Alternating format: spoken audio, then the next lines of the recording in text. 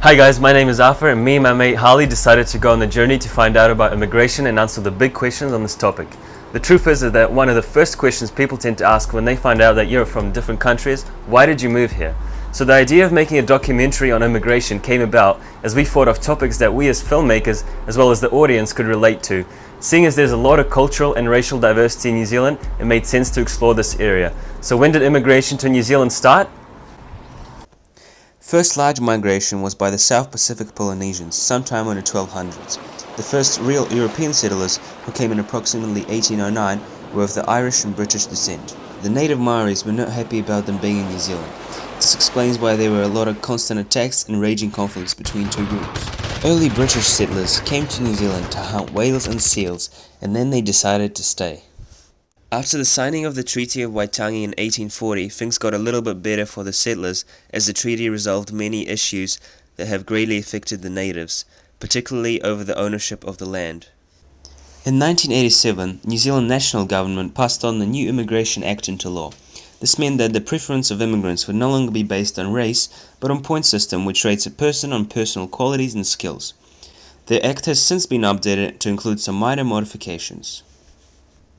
Between the years of 1992 and 1995, there was a large increase of immigrants. In the year of 1992, it was approximated that there was about 26,000 immigrants, and in the year of 1995, the number jumped to 54,811. Did you know that almost 20% of New Zealanders were born overseas? This is one of the highest percent for any country in the world, and we accept 750 refugees per year. While we made it pretty clear that New Zealand has been supporting immigration from the very start, things didn't go without strong opposing opinions. This is what Winston Peters, the former Minister of Foreign Affairs, had to say about immigrants.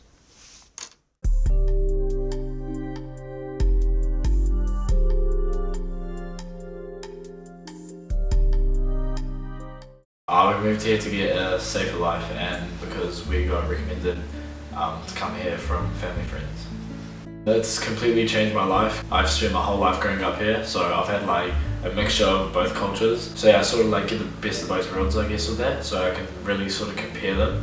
Because even though we've been here for around 15 years now, I still practice the same traditions and stuff at home. For my parents, yeah, just because I guess this way they have peace of mind just for our safety and all that sort of stuff. But I feel bad for them just because they're so far away from their families. The only family they have here is us. Like my dad, he's got 2 brothers here, so that's good, and they're cousins. But my mom, she has no family over here. So yeah, I reckon it was a sort of bittersweet for them, peace of mind and they're safe and we're safe, but they're so far away from their family.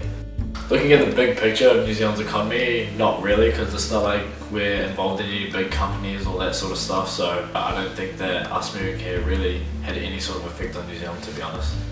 Yes, we have made a pretty big difference, just our family. My dad himself, he owns a kebab shop now. My uncle also has a kebab shop out in Glenfield.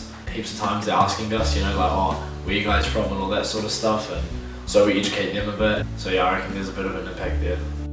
We had lots of diversity in my classes, even from primary. The teachers didn't, sort of like pick on me or any of that sort of stuff, or let the other kids do stuff that I wasn't able to do. So I reckon I got treated quite fairly. No, I think that adults, especially people in the same generation as my dad, lots of them will be really like narrow-minded. Regardless of what sort of character my dad might have, they just won't give him a chance. And I reckon that's the big barrier, my dad could offer lots of good things for people, but they won't know just because they don't give him a chance. And because of that, he misses out and so do they. I don't think that I can say it's good or it's bad, just so blunt and boldly.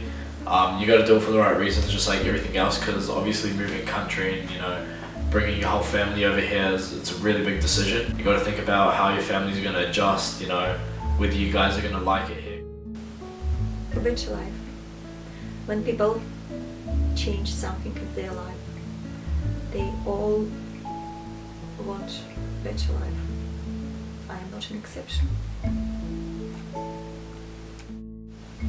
I think first of all I have lost my previous connections and ties.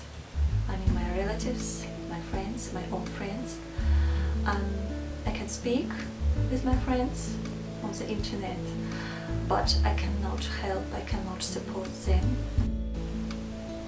It is obviously, it is a language barrier, first of all.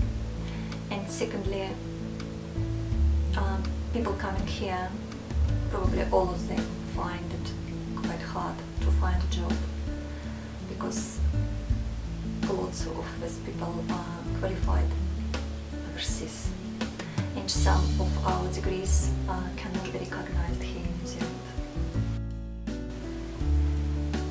I am qualified secondary school teacher, so I have a degree in maths and computer science, and I'm a very happy person because here in New Zealand I have nearly the same job like I had in Russia.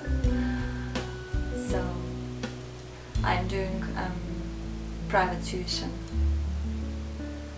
It's very interesting. I have discovered from my experience that many of my students, Russian-speaking students, they prefer English. And I have not only Russian-speaking students, I have some New Zealand girls. I think people coming from other countries bring many new ideas, new opinions, and maybe new future to New Zealand. I cannot say it's good or bad, but I think they are highly self-motivated people. It is very important for future.